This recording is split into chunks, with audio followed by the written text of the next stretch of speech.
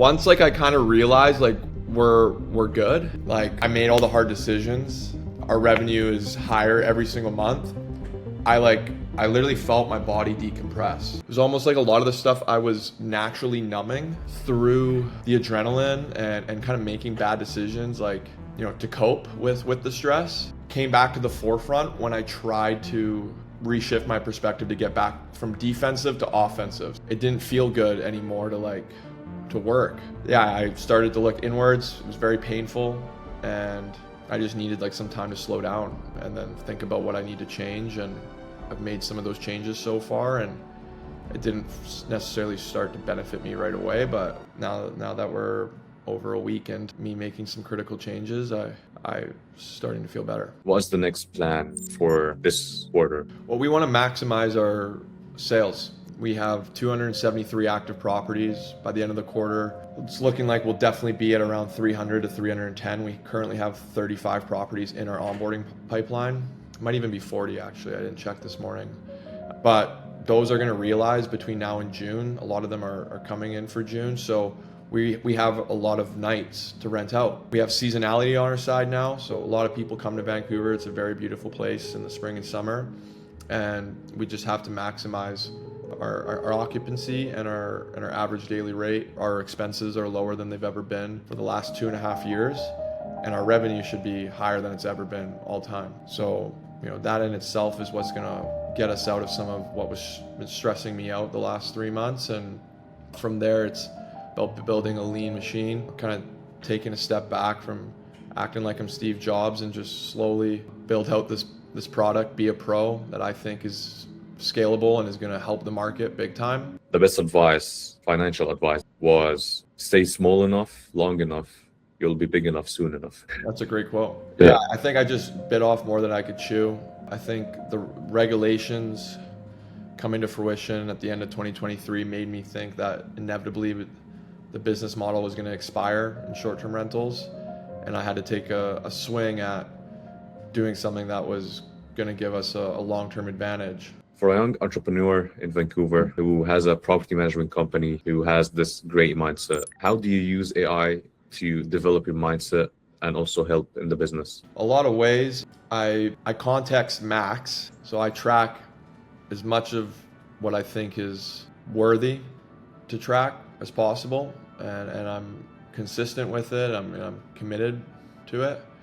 I've talked about it in previous videos, but all my health metrics, all my business metrics, my fitness metrics, and really every conversation I have across or meeting across the company, the tasks and the projects.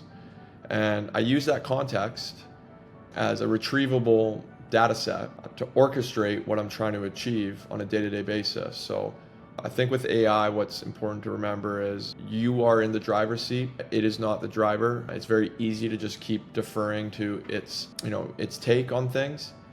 But you got to constantly remember, like, okay, what am I trying to do here today? And where am I right now? And where am I trying to go? And even if you don't know exactly like what you're trying to produce with it, you know the direction. Like you gotta kind of test the compass. What are you seeing in the Vancouver market right now that other operators or PMs are missing? What am I seeing? Well, there's a couple of different ways I could answer this. If someone is like, wow, that was just so easy to go rent my place, and every person I talked to at the company was a human that, you know, didn't cause extra friction or make it difficult, and it was just straightforward and it was prepared, intuitive. That's when they go and tell a friend. It was just totally different. I mean, that's what takes your company to another level. You think about the iPhone, you think about any company that's had exceptional success with a product or a service, it all comes down to whether or not the people that have come in contact with the service, their propensity to spread the word. And that's usually by being blown away, right? And to me, like, the gap in the market is just too hard to rent a home. I don't think enough operators focus on the objective experience of their main driver, which is their customer, their tenant, their guest. It's usually more owner, or how many homes I can get, or how many listings I can get, how many nights I can fill. And what I realized early on is, well, to get those nights I can fill, those days I can rent, they're going to come to me with their home if I have happy customers, because they're always going to be there if they're happy, right? They're always going to be there if you know, it's exceptional. Like, we're just going to have a funnel of demand, and that's going to bring us the supply, which when they join is where we make a profit, revenue. So Arton's portfolio right now is around 273 homes. Where do you want that portfolio to be by the end of 2026? I'd say somewhere between 350 and 400. I'm actually doing my quarterly planning for Q2 right now, and I'll have a more specified number basically by the end of this weekend.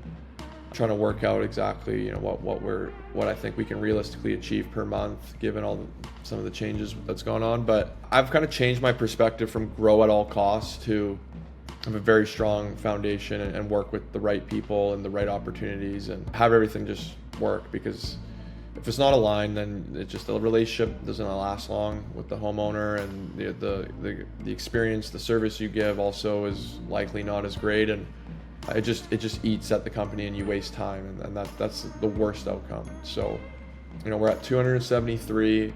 The last 3 years, we've onboarded about 100 homes a year. We're a quarter way in, we've already onboarded about 45 homes. So we're growing faster than ever. And I'm not going to try to keep pushing the pace on that. I don't want to bite off more than I can chew anymore. I love this business, but life's a little bigger than just this. Your mindset has shifted a bit since your friend had that kid, eh? Yeah.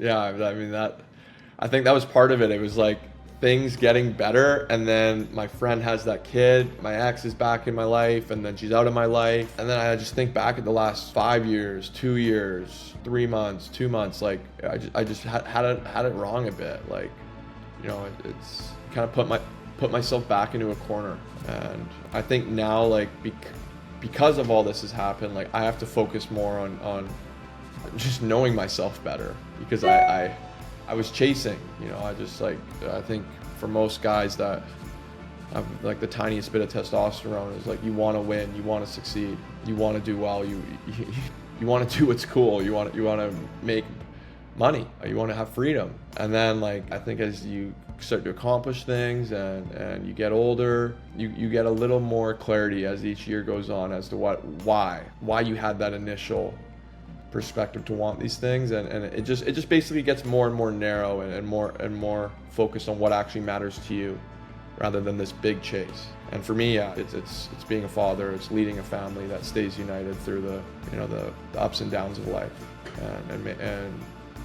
and is there till the day we die. I think in order to do that, you got to go and be a man and learn to be a man, and put yourself through experiences that are difficult to achieve. It teaches you about yourself, and I mean, obviously that's what I'm going through right now. So.